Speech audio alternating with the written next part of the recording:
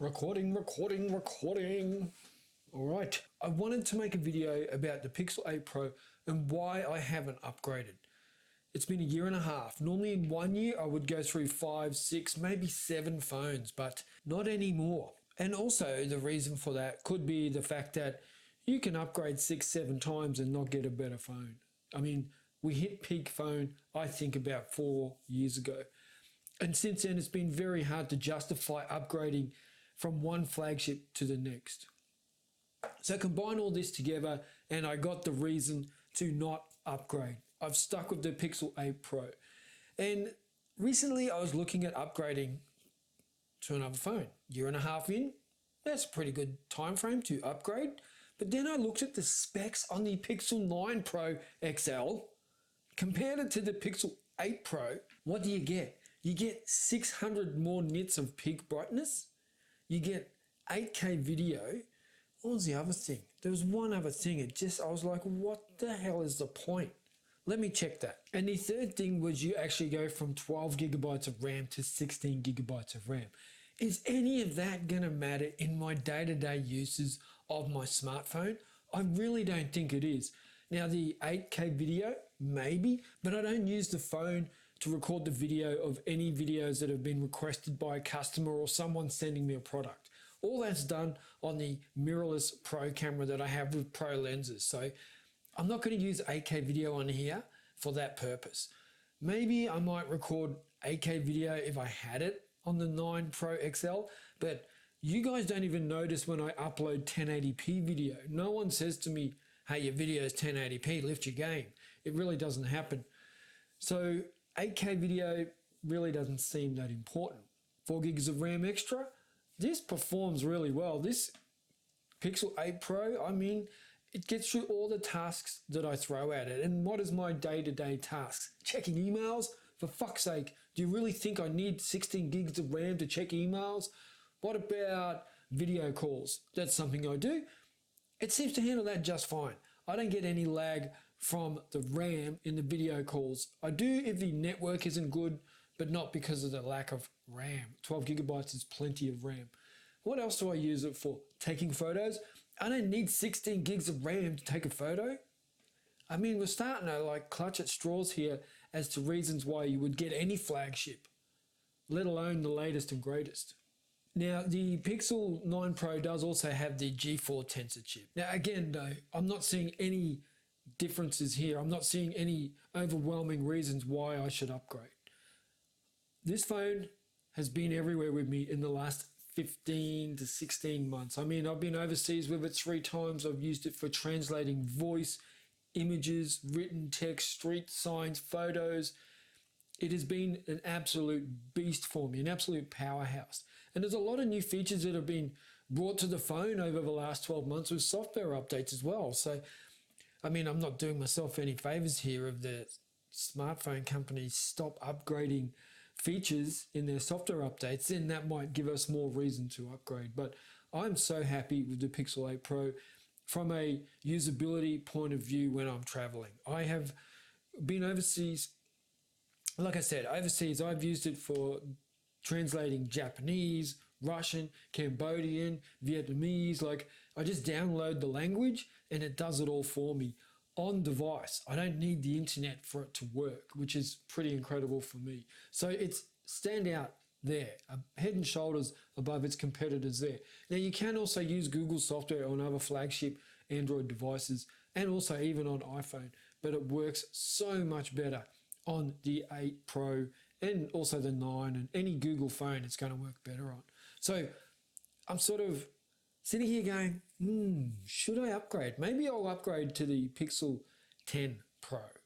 But the thing that I don't like now is that these Pixel phones are as expensive or even sometimes more expensive than the other flagships. So it's really not that compelling to upgrade. And it's even not that compelling to tell someone to switch over to Google. So telling someone to get a Pixel phone because it's better than an iPhone doesn't cut it. It's too much hassle. They have to relearn how to use the software and apps and, transfer all their apps over and passwords and everything like that. It can be quite a pain in the ass. So it's not worth it. But if it was $500 cheaper and it would be a justifiable jump. The Pixel 8 Pro has been beaten.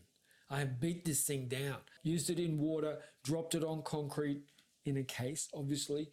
Used it out running in the rain many times. Last night I was cycling in a thunderstorm. It was on my quad lock attachment on my handlebars. It was just copping the full brunt of the storm, and it was fine.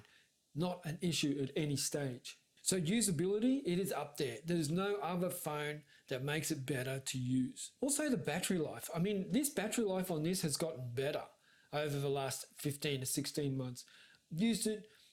When I first got it, I was a little bit disappointed, and then a few software updates in, and I'm definitely getting a full day's use out of it if I don't get to a charger. Now, don't get me wrong, battery anxiety kicks in at 87%, which is an improvement, but it kicks in and I charge it, halfway through the day and get it back up to 100. But if I don't charge it, even with hardcore usage, 10 hours screen on time, video calls, watching content, listening to podcasts, I can still get through to bedtime. So the battery life has improved. Love that. Absolutely love that. Something improving over time. Then you have the built-in AI of Gemini, and I do enjoy using that. I do use it for study and things like that, and I do use it for generating emails at times, or just summarizing an email thread. That's often quite handy as well. So that's built in as well, and it's built in around all my Google apps. So it's really outstanding in that way. Yes, I get that if I upgrade, but I don't need to upgrade. I already have that.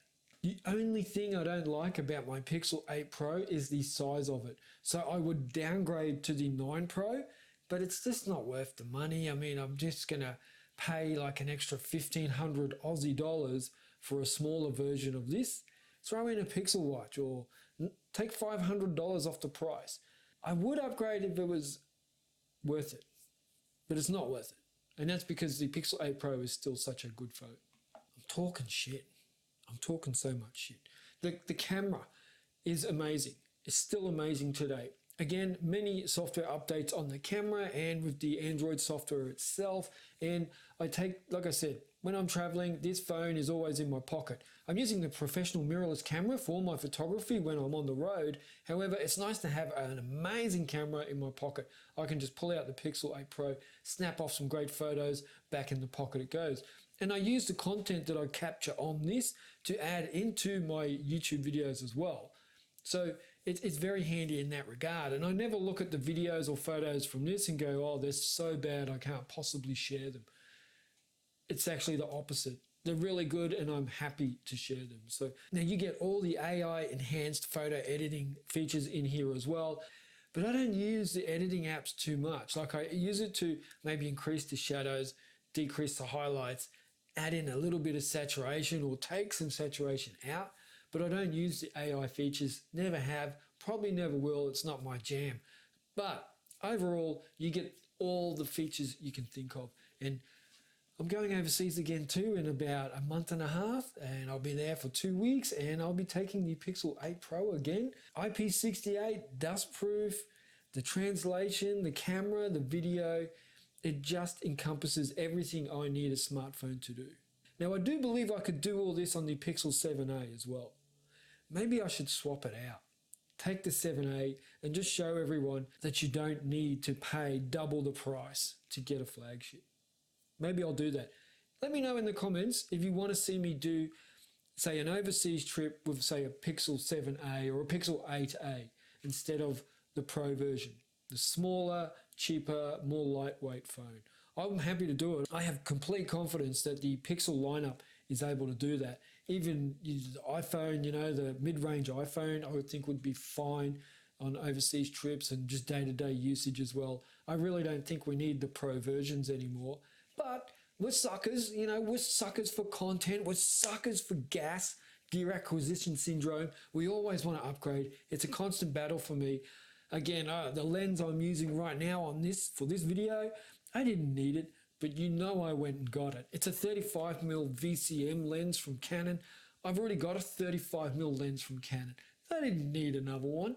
What is going on? But I bought it. I had to drop $3,000 on it. And now I'm thinking of getting another lens. Gas. It's too much. Gas is incredibly bad for you and your pocket. Summary. Oh my goodness, there's so many features that I'm happy with, and it is 1.5 years old. Like, go figure. We don't need the yearly upgrades. If you want a good deal, find one on the 8 Pro. You'll be very, very happy. You will be. Better believe it. You better believe it. All right. That's me. I'm out. Thanks for watching. Hope you enjoyed it, and I will catch you in the next video. Tambiet. Ciao. Ciao, tambiet.